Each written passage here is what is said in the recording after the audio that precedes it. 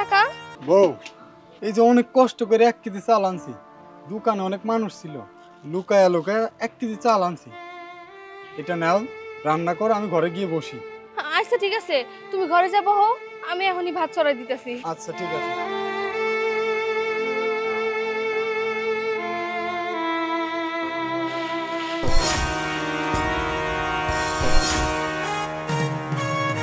এতগুলো টাকা?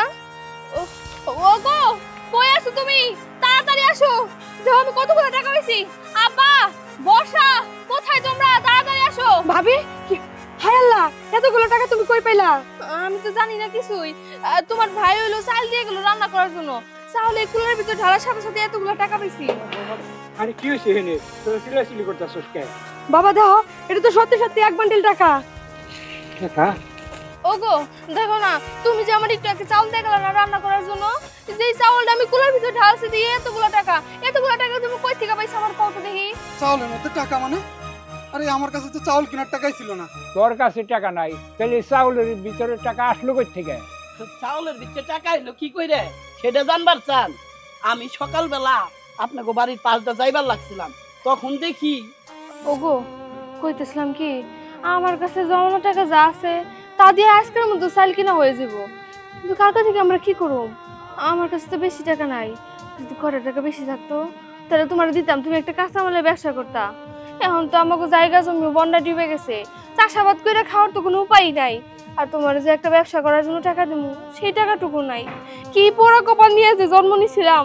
আমি কি করব বলো, চারিদিকে তো বন্যার পানি, পানি তো কমেও না, আরো বাড়তেছে, কোথাও কোনো কাজ নেই। এখন আমি কি করব? ভাবি, আমি মনে হয় তোমার সংসারে আইসা ঝামেলা বাজাইলাম না। কি করবো কও? আমার জামাইরে ফোন দিলে আমারে কয়, তুই যেদিন 2 লাখ টাকা আনতে পারবি সেদিন আমার বাড়িতে আইস, তাছাড়া তোর আহার দরকার নাই। তুই একদম চুপ থাকতো। আল্লাহ যেহেতু মুখ দিছে, আহার আল্লাহই দিব। তুই কোনো চিন্তা করিস না, কোনো না কোনো একটা ব্যবস্থা ঠিকই হইব। আচ্ছা শোনো না, এই যে আমি ব্যাংক ভাঙ্গা করে টাকা বের করছিলাম, এই জায়গায় মনে 60-70 টাকার মতো আছে। তুমি এই টাকাটা নিয়ে এই বাজারে যাও, বাজার যা করে চাল ডাল কিনে নিয়ে আসো গা। আমি খাওন বহাই দেই, বাড়ির সবাই না খেয়ে আছে, এখন পর্যন্ত কারোর পেটে একটু দানা পানিও যায় নাই। আচ্ছা ঠিক আছে, আমি যাচ্ছি। হ্যাঁ,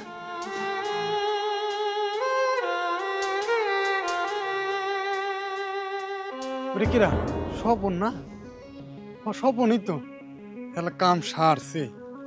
1 কেজি চাল যদি স্বপন আমার দেখে আমি বাসায় নিয়ে যাচ্ছি, তাহলে তো আমার মান সম্মান থাকবো না। কি করি?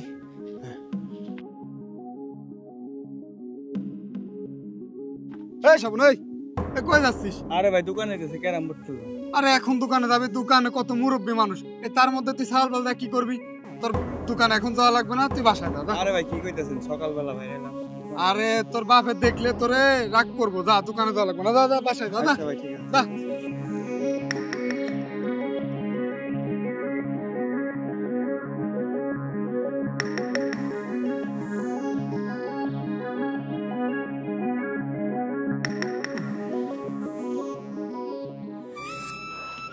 হায় আল্লাহ, আপনি তার মানে এত ভালো মানুষ। আপনি যে আমাকে কত বড় উপকার করলেন। আমরা তো মধ্যবিত্ত মানুষ, আমাকে যদি খিদাও লাগে, আমাকে যদি অভাব অনটন থাকে, আমরা কারোর কাছে হাত পাইতে 2টা টাকা চাইতে পারি না। কিন্তু আমি কিছুই বুঝতে পারলাম না, তোমাকে সংসারের মধ্যে এত অভাব অনাটন কে? আমাকে এত অভাব অনটন কেন জানতে চাইতেছেন? এই যে আমার শ্বশুরটাই দেখতেছেন, উনি ল্যাংড়া মানুষ, উনার তো চিকিৎসার জন্য টাকা পয়সা দরকার, একটু ভালো মন্দ খাওয়া দরকার। আবার এই যে আমার ননদটা, ওর শ্বশুর বাড়ি থেকে তারাই দিছে, শ্বশুর বাড়ি থেকে কইছে নগদ 2 লাখ টাকা দিলে আমার ননদটারে তাকে বাড়িতে নিব, নইলে নিব না। আর আমরা এখন টাকা পয়সা কই থেকে পাবো? বন্যায় তো আমাকে জায়গা জমি সব তলায় নিছে। আমরা যে ফসল উৎপাদন করে খাইতাম, সেই জমিটুকু যদি না থাকে আমরা কই থেকে উৎপাদন করুম? কৃষি কাজটা করুম কই থেকে? আমাকে আয় উৎস তো সব বন্যায় তলায় গেছে। এর লিগে আমাকে এখন কাম কাজ কিছুই নাই, আমাকে আয় রোজগারও নাই। আমরা 3 দিন ধরে না খাওয়া, ঘরের ভিতরে আমার জমানো কিছু টাকা ছিল, ওগুলা দিয়ে খাইতেছিলাম। আর সেই টাকাগুলো আজকেই শেষ হয়েছে। আল্লাহর কি অশেষ রহমত দেখেন, আজকে আপনারে আমার কাছে পাঠিয়ে দিছে। আপনি যদি আজকে আমাকে সাহায্য না করতেন, তাহলে হয়তো বা কালকে থেকে আমাকে না খেয়ে থাকতে হইতো। আপনার অসংখ্য ধন্যবাদ। আপনি যে আমাকে পাশে সেইভাবে দাঁড়াইছেন, আমরা আসলে কেমনে আপনার ধন্যবাদ দেবো আমরা বুঝতেছি না। হবন বুঝবার পারছি, আসলে হইছে কি, মধ্যবিত্ত ফ্যামিলিটাই এইরকম। হেরা না খেয়ে থাকবো, কিন্তু কারে কাছে হাত পাইতে 2টা টাকা চাইবো না। হেরা খুব লজ্জা শরম পায়, আর মানুষে মনে হইছে এদের দিকে ফিরাও তাকায় না, মনে করে এরা ভালো মতোই চলবার লাগছে। আসলে যার যার বেদনা তার তার কাছে, এদের ভিতরের খবর কেউ রাখে না বল। আসলে তোমরা যেভাবে কইতা চাও সেটা ঠিক না। সাহায্য করার মালিক তো উপর আল্লাহ, আমি তো মাত্র উছিলে, আর আল্লাহ তো আমার কম দেয় নাই। তাই তোমরা আমার প্রতিবেশী, আমি পেট ভরে খামু আর আমার প্রতিবেশীরা না খাইয়া থাকবো না, এইটা হয় না। এটা আমার একটা দায়িত্ব, তো প্রতিবেশীরা না খাইয়া থাকলে আল্লাহ অসন্তুষ্টি হইব। তাই আমি তোমাকে একটু উপকার করলাম, তোমরা মনে কিছু নিও না।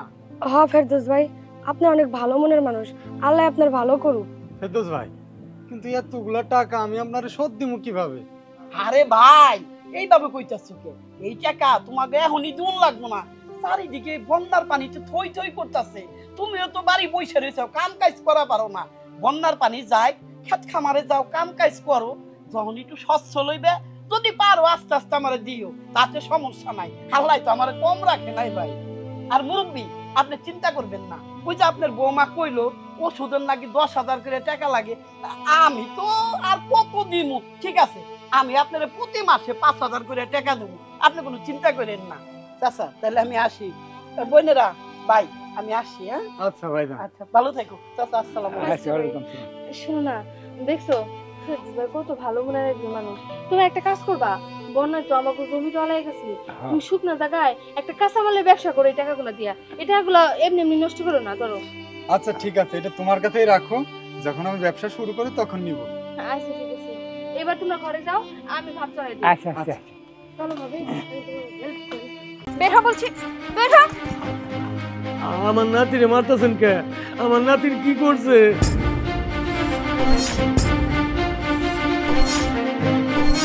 বাবা ফেরদৌস, তুমি বাইসা আছো বাবা? কিন্তু আমি বুঝতে পারছি না আপনি এই জায়গায় এলেন কি করে। কেউ আছেন গো বাড়িতে? বাড়িতে কেউ আছেন গো মা সকলরা? আরে এই আপনি কে? মারে আমি নদী ভাঙ্গা মানুষ, আমার বন্যায় আমার ঘর বাড়ি সব তলায় গেছে, ঘর বাড়ি সব নদীর মধ্যে ভাঙ্গে গেছে গা। এই জন্য আমরা আইছি সাহায্যের জন্য, দিনটা বইরা ঘুরি। আর এই যে আমার নাতিটারে দেখতেছেন, এই নাতিটারে নিয়ে আমি ঘুরি। নাতিটা তো ছোট বলা পান, আমার সাথে হাঁটতে পারে না। আচ্ছা ঠিক আছে, দাঁড়ান, কিছু টাকা নিয়ে আসছি। না না, টাকা দিতে হইব না। আমি কইছিলাম কি, আমি তো দিনটা বেড়ে ঘুরতে পারি, কিন্তু আমার নাতিটা ঘুরতে পারে না। যদি আমার নাতিটারে আপনাকে বাড়িতে একটা কাম দিতেন, তাইলে আমার খুব উপকার হইতো। ও আচ্ছা, বুঝতে পেরেছি, এই ছেলেটাকে যেন আমি কাজে রেখে দিই সেটাই তো বলছেন। আচ্ছা, এমনিতেও আমার একটা কাজের ছেলে প্রয়োজন, যেহেতু পেয়ে গেছি আমি তাকে রাখতে পারি, তবে একটা শর্ত আছে, টাকা পয়সা কিন্তু বেশি দিতে পারবো না। এই ছেলেটা আমার কাছে থাকবে, আমি তাকে 3 বেলা খেতে দিব, জামা কাপড় দিব, আর আমার বাড়িতেই থাকবে, কোনো প্রবলেম নেই। কিন্তু আপনার যদি 2-4-5 হাজার টাকা প্রয়োজন পড়ে, মাঝে মাঝে এসে নিয়ে যাবেন। এই ছেলে, তুমি কি কাজ কাম করতে পারো? পারবো। পারবো, ও কাম কাজ পারবো, গ্রামের পোলাপান তো, ওরে তো আর আমি বুকে করে রাখি নাই, কাম কাজ শিখাইছি। আচ্ছা ঠিক আছে, তাইলে ওরে নিয়ে নেন, আমি এখন যাই গে। আচ্ছা আচ্ছা ঠিক আছে, শুনুন আমি আপনাকে একটা কথা বলি, এই যে নাতিকে আমার বাড়িতে দিয়ে যাচ্ছেন, সেই উসিলায় কিন্তু আমার বাড়িতে প্রতিদিন আসা যাবে না। প্রতিদিন আসবেন, এসে বলবেন আমার ক্ষুধা পেয়েছে, আমাকে কয়টা খেতে দিন, আমাকে কয়টা টাকা দিন, এসব কিন্তু আমি একদম সহ্য করব না। যদি ঘন ঘন এই বাড়িতে আসেন, তাহলে কিন্তু আপনার নাতি সহ আপনাকে এই বাড়ি থেকে বের করে দেওয়া হবে। শুনুন আরেকটা কথা, আপনার নাতি আবার আমার ঘর থেকে টাকা পয়সা নিয়ে পালাবে না তো? চোর না তো? না ম্যাডাম, ও শোন না, আমার নাতি না খুব ভালো মানুষ। ঠিক আছে ঠিক আছে, আপনি এখন যান। আর এই যে তুই আমার সঙ্গে এতকে কাজ কাম বুঝিয়ে দিচ্ছি, এই জুতাগুলো বাইরে রেখে তারপর আয়। ম্যাডাম যা কয় শুনিস, যা। মনটা কিসের জন্য জানি আজকে খুব অস্থির লাগতেছে, কিছু বুঝতেছি না। ও বাবা, কি যে হইল, কেমন জানি মনটা আমার খালি অস্থির হয়ে উঠতেছে, আর কেমন জানি খালি আকাশের কথা মনে পড়তেছে। তাইলে তো আকাশের তো কিছু হইল না, না না, কি হইব, না না, তারপরও যাই দেখানোর দরকার। এই যে দিয়ে আইছি, তারপরও তো আর যাইনি। না না, আমি অহনি আকাশে দেখতে যাবো, কেন জানি আমার মনটা সুইটা যাইতাছে। না যাই। এই বাইরে কইতাছি, বাইরে কইতাছি, বাইরে। এই এই কোনো কাজ কাম পারছ না কিছু না, আর তোর দাদা এসে আমাকে কত কথা বলে তোকে এই বাড়িতে রেখে গেল। হ্যাঁ কি ব্যাপার, তুমি না এটা কাজের ছেলের জন্য এতদিন আমার সাথে চিল্লাচিল্লি করতা, এক লোক এসে এই ছেলেটারে দিয়ে গেল, এখন তুমি ওর সাথে রাগারাগি করতেছো, কারণটা কি? আরে তুমি জানো না, একটা কাজও করতে পারে না, আর তার দাদা আমাকে মিথ্যে বলে এই বাড়িতে রেখে গেল এই বাচ্চাটাকে। জানো, একটা কোনো কাজ পারে না, শুধু শুধু আমার বাড়িতে থাকে, আর আমার প্রচুর মাথা ব্যথা করে এই ছেলেকে কাজ বোঝাতে বোঝাতে। আরে ও বাচ্চা ছিল, ওর বয়সই বা কত, ওর সাথে তুমি চিল্লাচিল্লি করছো, আর মাত্র 2-3 দিন যাবত আসলো, কিছুদিন করলেই না শিখবে। না না না, এত শেখার দরকার নেই, আমার বাড়িতে থাকছে, খাচ্ছে, আমার খাবার নষ্ট হচ্ছে না নাকি? এখন এইটাকে আমার বাড়ি থেকে বের করে দেব। বের হ বলছি, বের হ। আমার নাতিরে মারতেছেন কে? আমার নাতির কি করছে?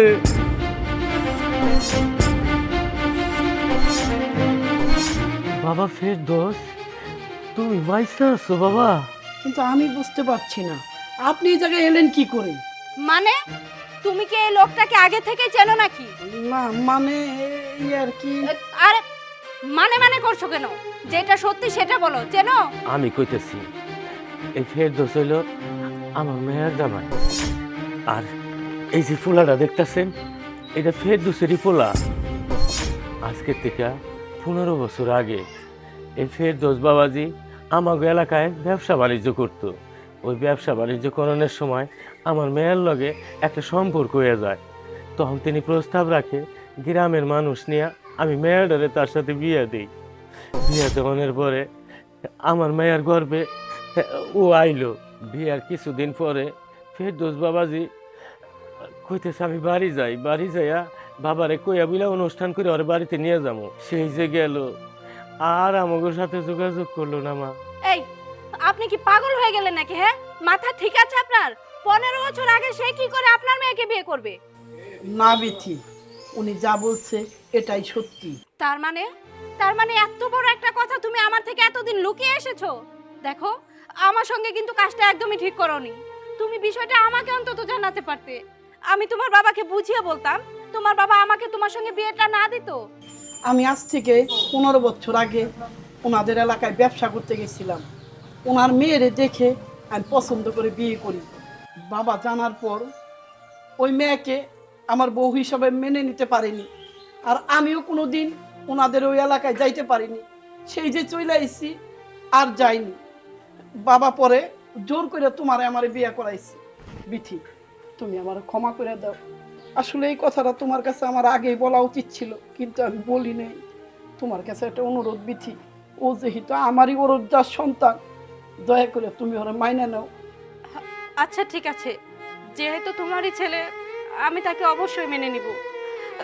কিন্তু এই ছেলের মা কোথায়? ওর মার কথা কইতেছেন? যখন আমার এই নাতিটা ওর মার গর্ভে 7 মাস, তখন তো ফেরদৌস বাবাজি চলেই গেল গা। তখন আমার এই মেয়েটা ওরে জন্ম দিবার যায় মইরা গেছে। এই নাতিটা এতিম হয়ে গেছে, আমার ঘরে বালাই দিয়ে গেছে। আমি তো বুড়া মানুষ, নিজেই খাইতে পাই না।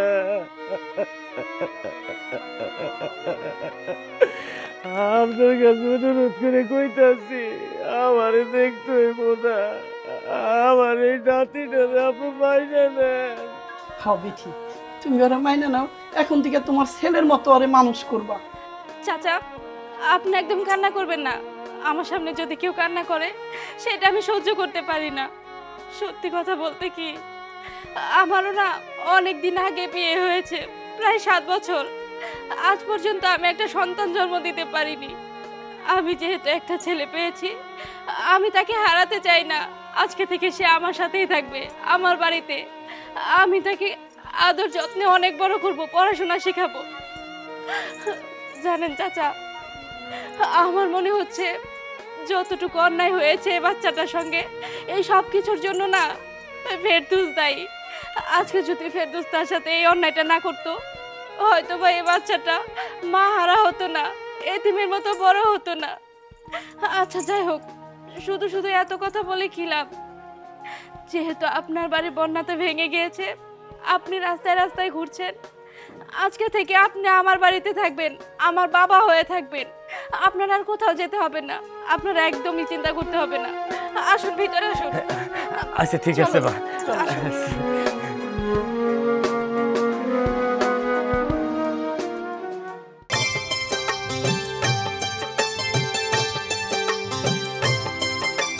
হাই রে, কতগুলা গোস্ত, দীর্ঘ একটা বছর পর গরুর গোস্ত চোখ দিয়া দেখতাছি, হাত দিয়া লাড়তাছি। সত্যি আমাকে গরিব গলেখায় 1 বছর পর একটা মাত্রই দিন আসে, যেদিন আমরা একটু গরুর গোস্ত খাইতে পারি। সেই দিনটা হইল কোরবানির দিন। আজকে মনে হয় আমার পোলা আশায় রয়েছে, আমি গোস্ত নিয়ে যাইমো, আমার পোলা খাইবো। কোরবানির ঈদ বইলা কথা। মামা আজকে বলে কোরবানি, তা আমি গোস্ত খাবো কখন? বাজান রে, আমরা তো বড়লোক মানুষ না, আমরা তো কোরবানিও দেই নাই, চাইলে কি সাথে সাথে খাওয়া যায়? এই যে আমি আমার মালিকের গোস্তগুলো ধুয়ে দিতেছি, এইগুলা যখন ওনারে দিব তখন আমি বাড়িতে যাওয়ার সময় আমার গোস্ত দিব, ওই গোস্ত নিয়ে আমি তোরে রান্না করে দিব। না, এই সবটি গোস্ত লাগবো। বাজান, আমরা কি কোরবানি দিতে পারি? আমরা এই সবটুকু গোস্ত কেমনে নিমু? আমাকে তো সেই কপাল নাই। বাজান রে, এইখান থেকে আমার যতটুকু মাংস দিব ওইটুকু সম্পূর্ণ রান্না কইরা আমি তোরেই দিব, তুই সবটুকু খাবি। যা বাজান, তুই বাইরে গিয়ে খেল, আমি যাওয়ানোর সময় গোস্ত নিয়ে আইমু। মা গোস্ত কিন্তু নিয়ে এসো, আমি খাবো। আচ্ছা বাবা, নিয়ে আইমু, যা। আচ্ছা তাড়াতাড়ি কামটুক করি, তাইলে এই গোস্ত নিয়ে যাইতে পারবো। বাবা, আত্মীয় স্বজনকে যেখানে যেখানে মাংস দিতে বলছো আমি সব জায়গায় মাংস দিয়ে দিছি, আর কোথাও কেউ বাদ নাই। ও আচ্ছা ঠিক আছে, সমস্যা নাই। দেখি আমাকে বাড়ির মাংসগুলো কি করলো, এটা তো এই কাজের বেটারে ডাকবি। সাহেব, গোস্তগুলা যে দিছিলেন আমি সুন্দর করে ধুয়ে রান্না করে খাইছি। মাংস সব ধুয়ে ফেলাইছস? আচ্ছা ঠিক আছে, আজকের মতো আর তো আর কোনো কাজ করতে হইব না, তুই বাড়ি জায়গা। হ সাহেব, যামু। আজকে ঈদের দিন, আজকে স্বামী সন্তান ওগরে সময় দিমু। তাই সাহেব, আমার একটু গোস্ত দিলেন না? ওর জন্য আমি 2 লাখ টাকাটা গরু কিনে আমি কুরবানি দিছি ওরে মাংস দেওয়ার জন্য। হ্যাঁ, আমি কি ওই তগমতো ফকির নিগো মাংস দেওয়ার জন্য আমি কুরবানি দিছি? সাহেব, একটা বছর পর কোরবানির ঈদ আসে, যে দিনটায় আমাকে মতো গরিব মানুষ গরুর মাংস চোখে দেখে, আপনারা না দিলে আমরা কই পামো কোন?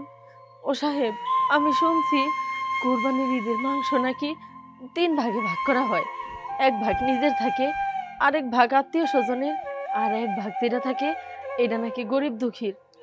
আমারও তো তাইলে এর মধ্যে 1 ভাগ থাকে, আমার ভাগটা তাইলে কই?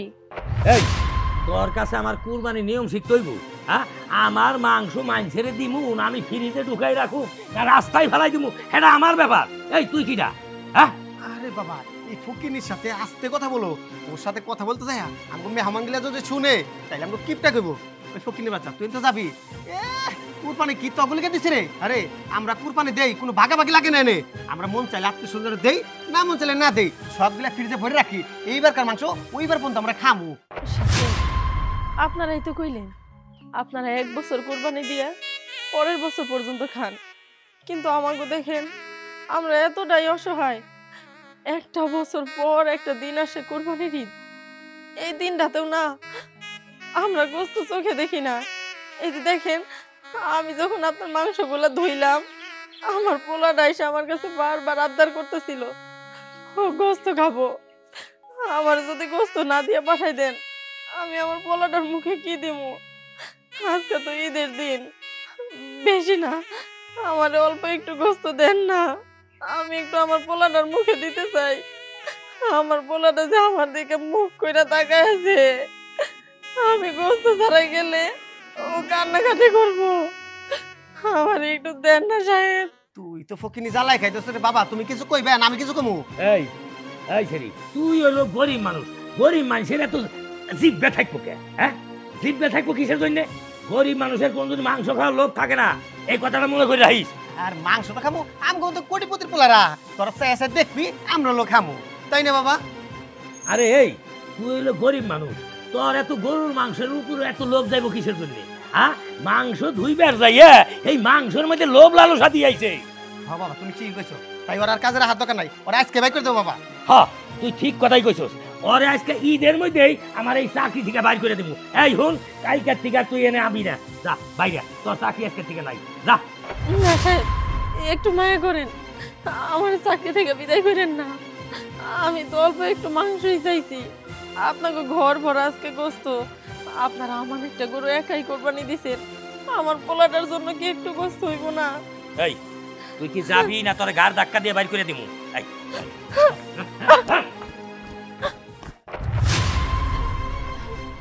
থেকে আসে যত সব তোর বাড়ির মাংস খাইবো? হ্যাঁ, ফকিন্নির বাচ্চা। আয়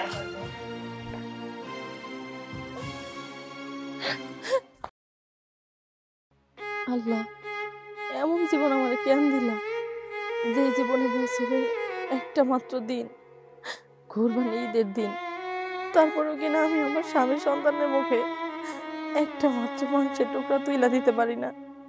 আমি আমার সন্তানকে কেমনে বুঝাবো? এখন আর গরিব দুঃখের জন্য কোরবানি দেওয়া হয় না, এখন মানুষ কোরবানি দেয় বিলাসিতার জন্য, লোক দেখানোর জন্য।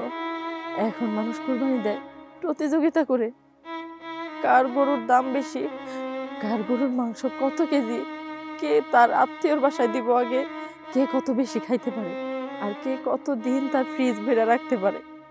এখন তো কেউ গরিব দুঃখীর মাংস দেয় না। আমি এই মুখ নিয়ে কেমনে আমি আমার সন্তানের সামনে যাই দাঁড়াবো? আল্লাহ, তুমি আমার তুইলা না।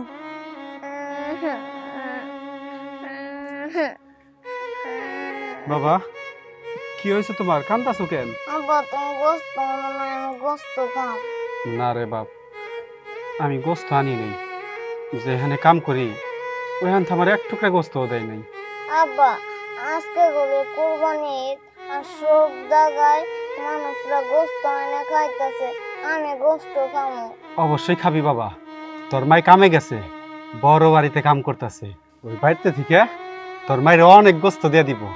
ওই গোস্ত তোমার মায়ের রাইন্দা দিবেন, মজা করে খাইও। কিন্তু এখনো তো তোমার মায়া আইতেছে না, চলো তো বাপ একটু আইগেই নিয়ে আহি। আসো।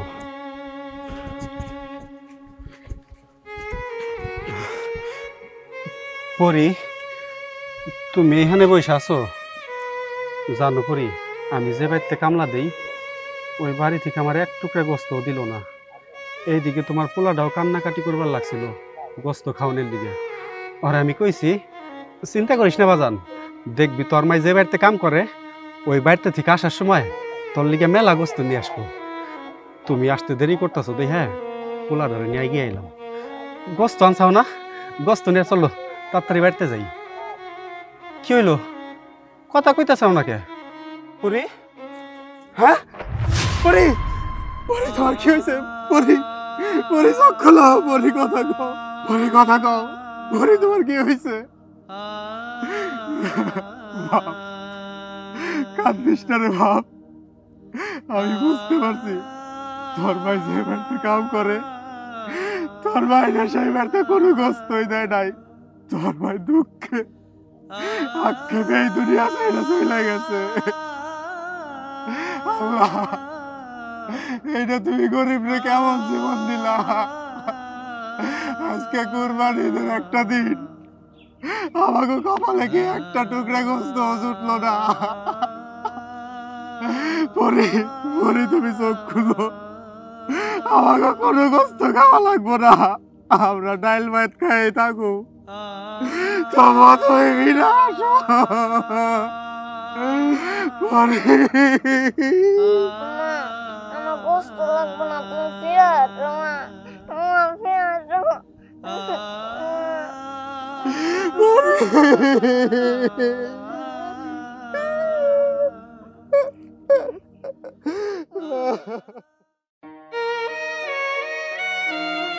বর্ষা, তুমি আইছো? হ, আমি আইছি। আমি কই কি তুমি আমার ভুইলা যাও? এইসব তুমি কি কইতেছো সবুজ? তোমারে ভুইলা যাবো মানে? হ, আমি যা কইতেছি সত্যি কথাই কইতেছি, কারণ ওই পাড়ার পোলার লগে এই পাড়ার মেয়ের কোনো সম্পর্ক হইতে পারে না। কে কইছে হইতে পারে না? হইতে পারে, 100 বার হইতে পারে। না না, হইতে পারে না, কারণ তোমার বাবার লগে আমার বাবার বড় একটা দ্বন্দ্ব। এই পাড়ার কেউ যদি দেখে আমার তোমার এটা ভালাইবো। শুনো সবুজ, কেউ দেখার আগে চলো পালায়ে যাই তুমি আর আমি। না না বর্ষা, আমি তোমার লগে পলাই যেতে পারবো না, তুমি চইলা যাও। তুমি চলে যাও, অন্য কারো বিয়ে করে সুখে সংসার করো। না না সবুজ, আমি তোমারে ভুলে যেতে পারবো না।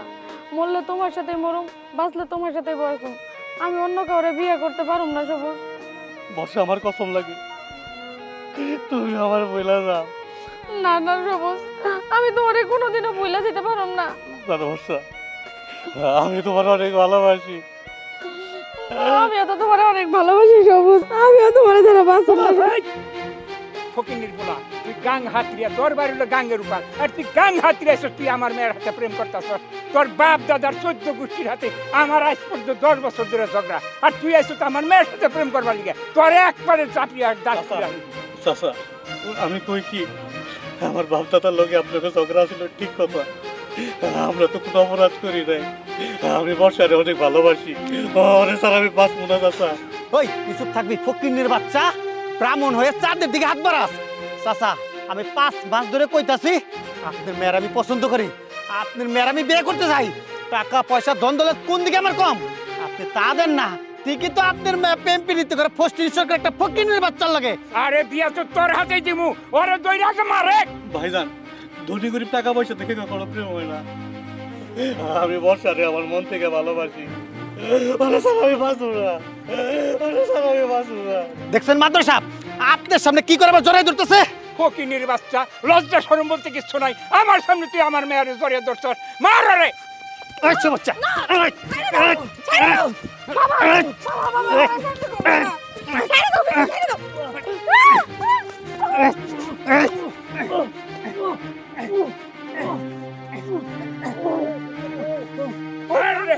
মারতে মারতে মাইরা।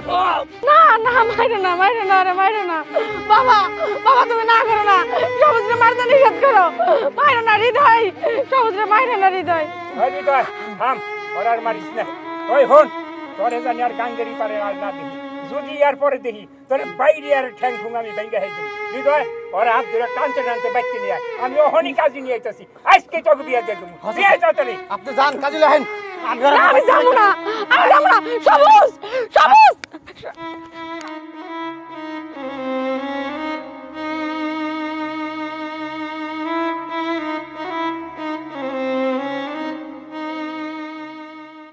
এই নি ক্যামেরা নি, এই যে নেন। দেখি একটা আমারে দেন।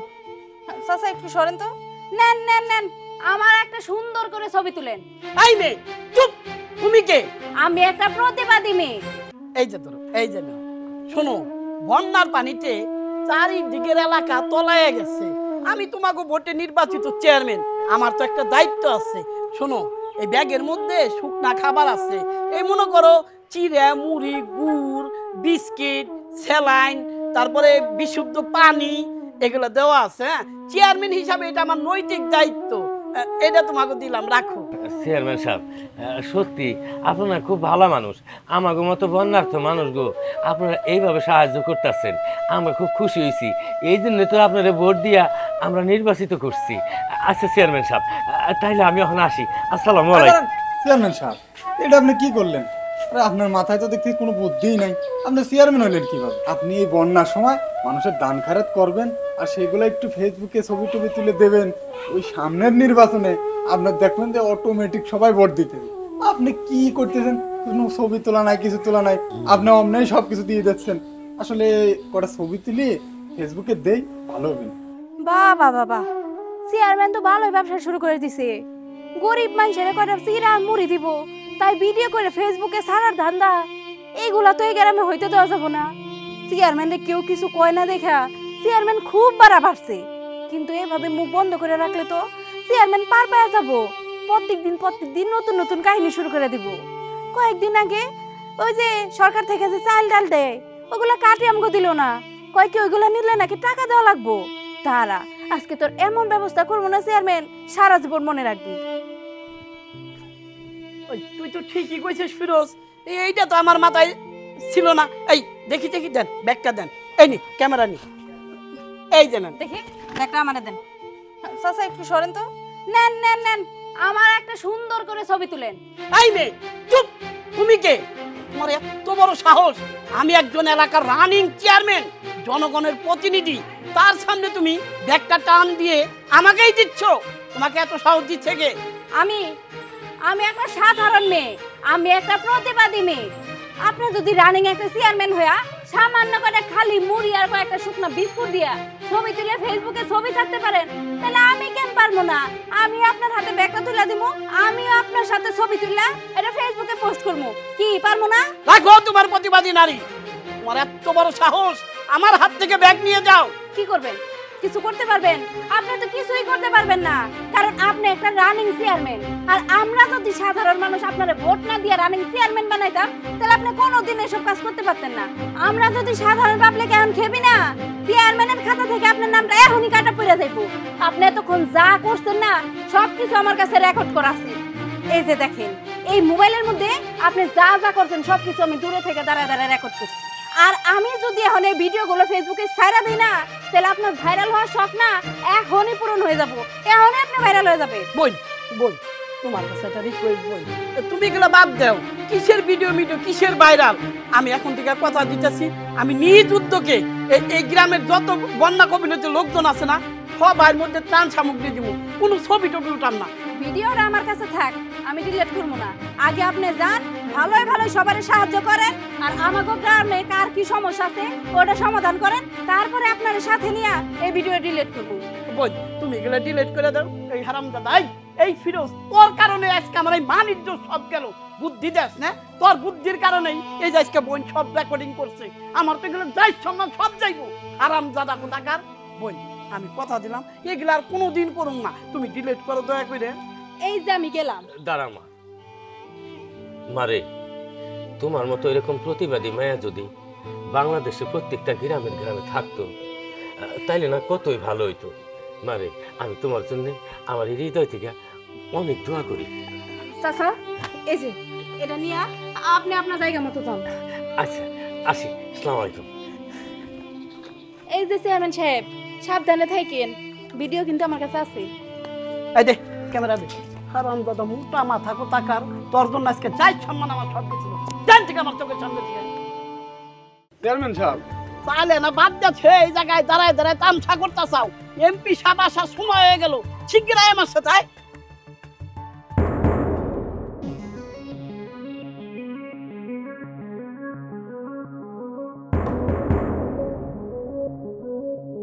হায় আল্লাহ, নীলিপের চাল চুরি করতেছে।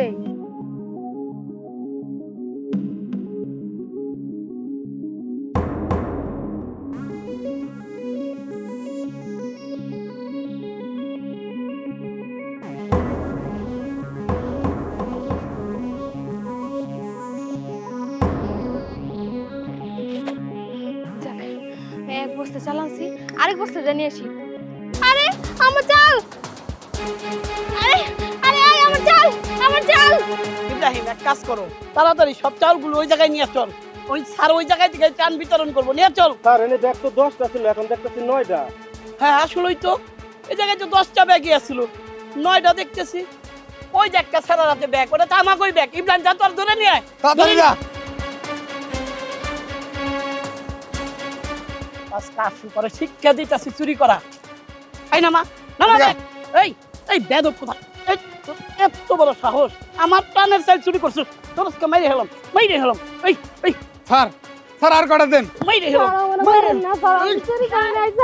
স্যার একদম ঠিক কাজ করতেছেন, ওরা আরো করে দেন। ও আসলে একটা চোর, এই ব্যাগ চুরি করে নাও পালাইতেছিল। স্যার আমি নেই স্যার, আমি চুরি করি নাই স্যার। কেডা চুরি করছে? স্যার এই চালগুলো উনি চুরি করছে স্যার। হায় আল্লাহ রে, কি মিথ্যাবাদী পোলা, এইটুক পোলা কেমন করে মিথ্যা কথা কয়। আমি চাল চুরি করতে যাবো কেন? আমি ছিলাম ত্রাণ নিতে। এই এই এই হারামজাদা, নিজে চুরি করে আর দোষ দিতেছস না তোর। আমি এই ফিরেছে এক কাজ কর, আর থানায় নিয়ে যা। যা এই দিকে চল। স্যার কইতেছিলাম কি, আমার ত্রাণ লাগবো না, আমি এমনি আইছিলাম, আমি যাই গে। আচ্ছা ঠিক আছে, তুমি যাও। আই ইব্রাহিম তুই এনে থাক, আমি দেখে আসি ওর কি অবস্থা। না না, ছেলেটার সাথে তো আমি কাজটা ঠিক করলাম না, শুধু শুধু আমি মিথ্যা অপবাদ দিয়া পুলিশে ধরা দিলাম। আসলে তো আমি চুরি করতেছিলাম, ওই আমার হাত থেকে নিয়ে ওই মালিককে তো পৌঁছা দিতে গেছিল। আমি একটা কাজ করি, ওনার কাছে যা ওই পোলাটার একটু ছাড়ানোর ব্যবস্থা করি, নইলে তো ওই ছেলেটার একদম অনেক বড় একটা ক্ষতি হয়ে যাব। যাই। স্যার দাঁড়ান, স্যার আপনার কাছে আমি হাত জোর করে মাপ চাইতেছি স্যার। আপনারা একটু দাঁড়ান। আসল দোষী ও না, দোষী আমি। স্যার চুরিটা আমি করছিলাম, ও চুরি করে নাই। আমার অভাবের সংসার তো স্যার লোভে ভরে চুরি করে ফেলাইছি। আমার স্যার মাফ করে দেন, আর এই বাচ্চাটারও মাফ করে দেন। এগুলো ঠিক না। এই ত্রাণ সামগ্রী তো তোমাদের জন্য আনা হয়েছে, তুমি কেন এটা চুরি করতে গেলা? স্যার আমি ভাবছিলাম কি, যদি আমি একটা চুরি করি পরে আরেকটা এসে আপনার কাছ থেকে নিতে পারো, তাহলে খাওয়ানটা বেশি হলো। আমাকে বাড়িতে স্যার 3 দিন ধরে খাওয়ান নাই, এর জন্য স্যার আমি অভাবে করে চুরি করে ফেলেছি। আমার স্যার মাফ করে দেন, আমি আপনার কথা দিতেছি আমি আর কোনোদিনই চুরি করবো না। এই শোনো, লোভে পাপ পাবে মৃত্যু। কোনো জিনিসের প্রতি লোভ করতে নাই। তোমার কারণে এই ছেলেটাকে আমি জেলে নিয়ে যেতে চাইছিলাম, ওর ভবিষ্যৎটা শেষ হয়ে যেত। তুমি এটা কি করতে চেয়েছিলে? হ্যাঁ স্যার আমি আমার ভুলটা বুঝতে পারছি, আপনি আমার একটাবারের জন্য সুযোগ দেন। আমি আপনার কথা দিতেছি যে আমি যদি না খেয়ে মইরাও যাই, তারপরে কোনোদিন চুরি করবো না। এই বাচ্চাটারও ছেড়ে দেন স্যার। আমি আরো না বুঝে না শুনে ওরা কত অত্যাচার করছি। ভাইয়া তুমি কিছু মনে করো না। হ্যাঁ তোমার আমি কত মারছি করছি, তুমি কিছু মনে করো না। তুমি করো, আমার পরিশোধ আইসো, তোমার আমি দেখুননি। হ্যাঁ যাও, তুমি বাড়ি যাও গা। স্যার আমিও জায়গা তেলে স্যার আসি। ঠিক আছে যাও। ওয়ালাইকুম আসসালাম। যাও শিগগির বাড়ি যাও। চলো ফিরত চলো। বিথি, কি ব্যাপার, তোমার নাম্বার বন্ধ কেন? বিথি তুমি কি জানো আমি ইতালি থেকে তোমাকে কতবার ফোন দিয়েছি, কিন্তু তোমার সাথে আমি কোনোভাবেই যোগাযোগ করতে পারছিলাম না। তারপর আমি ইতালির সমস্ত কাজকর্ম ফেলে একবারে দেশে চলে আসছি। আচ্ছা যাই হোক, চলো আমরা আজকে এক্ষুনি বিয়ে করবো, চলো। হাই রে হাই, এত সুন্দর একটা পোলার এই বয়সে কি একটা অবস্থা। বিথি, বিথি কই তুমি? দেখো আমি বিদেশ থেকে একবারে চলে আসছি। বিথি, বাবা বাবা রে, তুই কারে ডাক পারতাস? তোর ওই স্বাস্থ্য বইনে রে, তোর স্বাস্থ্য বইনার এই বাড়িতে থাকে না। ওরা অনেক বড় লোক হয়ে গেছে গা। ওই পাশে বিল্ডিং বাড়ি করছে, ওরা এখন ওই বাড়িতে থাকে।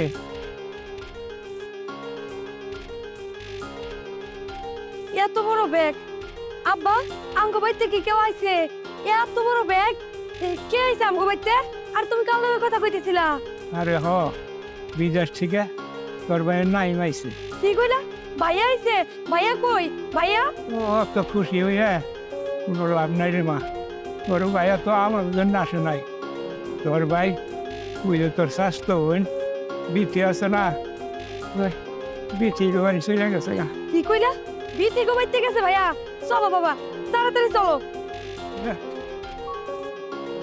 বিথি, বিথি, বিথি, বিথি কি ব্যাপার, তোমার নাম্বার বন্ধ কেন? বিথি তুমি কি জানো আমি ইতালি থেকে তোমাকে কতবার ফোন দিয়েছি, কিন্তু তোমার সাথে আমি কোনোভাবেই যোগাযোগ করতে পারছিলাম না। তারপর আমি ইতালির সমস্ত কাজকর্ম ফেলে একবারে দেশে চলে আসছি।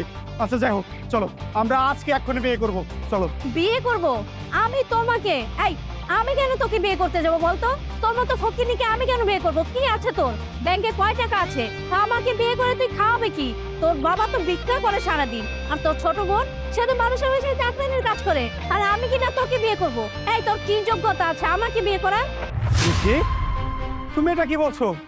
আমি বিদেশে থাকা অবস্থায় তোমাকে গুনে গুনে 60 লক্ষ টাকা পাঠিয়েছি, আর তুমি কি না আজকে আমাকে ফকিন্নি বলছো?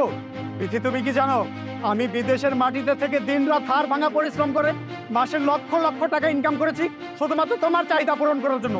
এই যে তুমি দামি ভার্সিটিতে পড়াশোনা করো, দামি দামি গাড়িতে চড়ে বেড়াও, মাসে লাখ লাখ টাকা হাত খরচ করো, এগুলো কার টাকা? সবই আমার টাকা। এই যে এত বড় বাড়ি দিয়েছো সবকিছু আমার টাকায় করছো, সমস্ত কিছু আমার টাকায় করে আজকে কিনা তুমি আমাকে ফকিন্নি বলছো? আরে ভাই এটা কেমন কথা? আপনি বিদেশে ছিলেন, আপনার চাচাতো বোনকে টাকা পয়সা দিয়ে হেল্প করছেন, তাই বলে যে এখন তারে আপনার বিয়ে করতে হবে এমন তো কোনো কথা নাই। কই আমিও তো আমার চাচাতো বোনকে হেল্প করেছি, কই আমি তো তাকে বিয়ে করতে চাইনি। আর হ্যাঁ, তোকে পরিচয় করে দিই, he is my husband Firoz. সে নাম করা একজন ইঞ্জিনিয়ার। আর আমার কোয়ালিটি দেখ, আমি যেই কোয়ালিটির আমি তো সেই কোয়ালিটির লোকই বিয়ে করব। আমার হাজবেন্ড একটা নাম করা ইঞ্জিনিয়ার। এই যে আমার বাবাকে একটাবার ভালো করে তাকিয়ে দেখো। আমার এই বাবা আমি বিদেশে থাকা অবস্থা আমাকে ফোন দিয়ে কান্না করতে করতে বলেছিল, বাবা তুই আমাকে ওষুধ কেনার জন্য কয়েক হাজার টাকা দে। আমি ওষুধ কেনার জন্য আমার বাবাকে কোনো টাকা পর্যন্ত দেয়নি, শুধুমাত্র তোমার কথা চিন্তা করে, তোমার চাহিদা মেটানোর জন্য। এই যে আমার বোনকে তাকিয়ে দেখো, আমার বোন পড়াশোনার জন্য আমার কাছে টাকা চেয়েছিল, আমি ওকে কোনো টাকা পর্যন্ত দেয়নি। আমার বোন টাকার ভাবে পড়াশোনা পর্যন্ত করতে পারিনি, শুধুমাত্র তোমারই জন্য। আর আজকে আজকে কিনা তুমি আমাকে ফকিন্নি বলছো? হাই রে, আমি যার জন্য এত কিছু করলাম, আর সে কিনা আমাকে ফকিন্নি বলছে। যা হয়েছে ঠিক কাজটাই হয়েছে। আমি আমি অনেক কষ্ট করে জায়গা জমি দিয়েছি, তোরে বিচাস পাঠাইছি, আর আর তুই কিনা আমারই দেখোস নাই, তোর ছোট বোনেরও তুই দেওয়াস নাই, আর তুই সব টাকা তুই ওর তোর স্বাস্থ্য বোনের হয়ে দিস। তোর সাথে যা হয়েছে সব ঠিক কাজ হয়েছে। আব্বা তুমি একদম ঠিক কথা কইছো, এর মতো ভাই আমার দরকার নাই। যে ভাই কিনা আমার বাবা অসুস্থ, 1000 টাকা দিয়েছে ওষুধ খাওয়ার জন্য, 1000 টাকাও দেয় নাই। এই ভাইয়ের জন্য এখন আমার মানুষের বাড়িতে কাম করে খাওয়া লাগে। আমার নিজের ভাই, সে কিনা তার স্বাস্থ্য বোনের 60 লাখ টাকা দিতে, আর আমার আরে তুই ভাই না, তুই হলো ভাই নামের কলঙ্ক। তোর মতো ভাই আমার লাগবো না। চলো বাবা, আমি যেমন মানুষের বাড়িতে কাম করে তোমারে খাওয়াই, সারা জীবন খাওয়াবো। তারপরেও আজকে থেকে মনে করবা তোমার ছেলে মারা গেছে, তোমার একটা মাত্র মেয়ে, তুমি আর আমি থাকবো। চলো বাবা, আরে করতো না। কি ব্যাপার, তুই এখানে দাঁড়িয়ে আছিস কেন? যা এখান থেকে।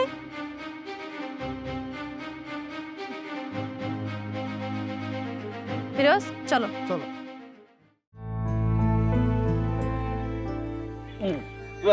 হাই রে হাই, এত সুন্দর একটা পোলার এই বয়সে কি একটা অবস্থা।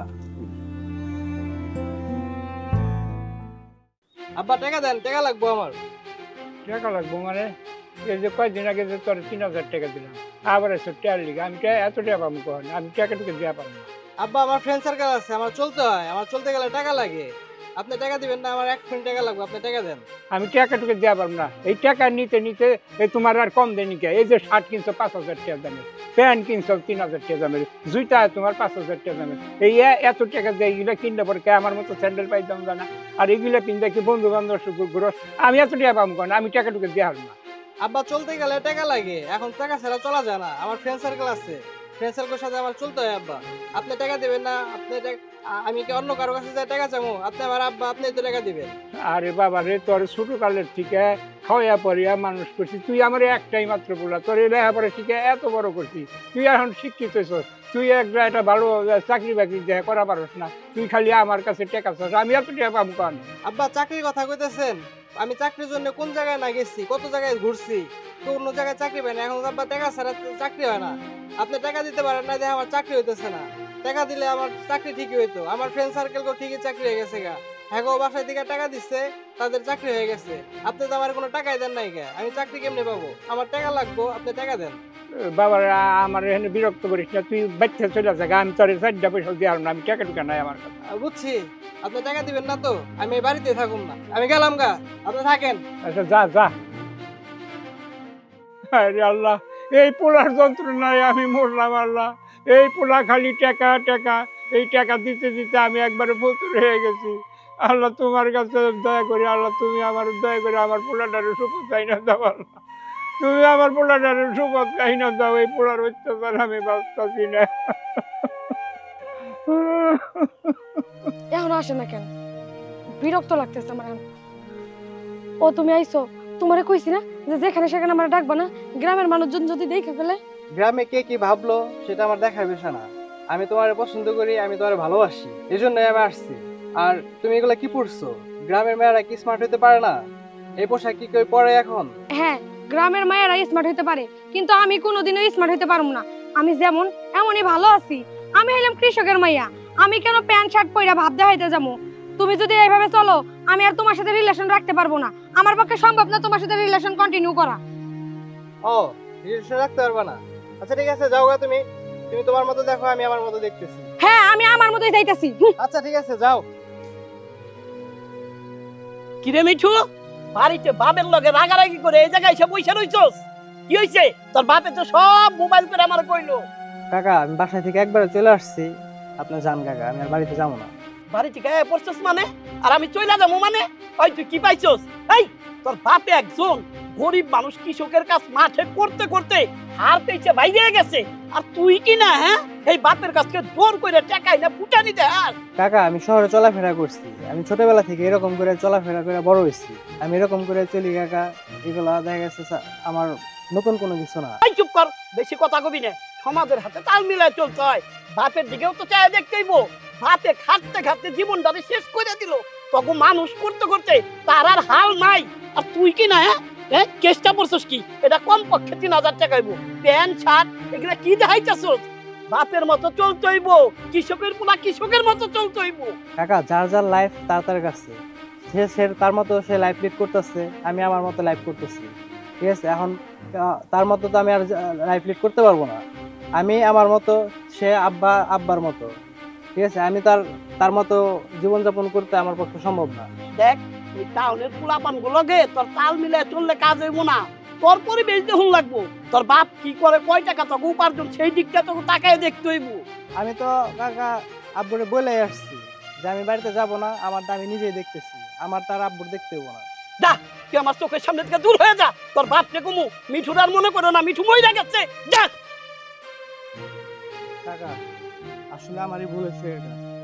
আমি আব্বার কথা মতো আজকে থেকে চলুম, আব্বা যেটা বলবে আব্বা সেটাই আমি চাচা শুনবো, ঠিক আছে। আব্বা যেমনি চলতে বলে আমি সেমনিই চলবো। ঠিক আছে, আয় আমি তোর বাপের কাছে নিয়ে যাই। তোর বাপের যাই কই মিঠু ভালো হয়ে গেছে, মিঠু আর বিপদে কুপথে যাইবো না। আয় শিগগির আয়।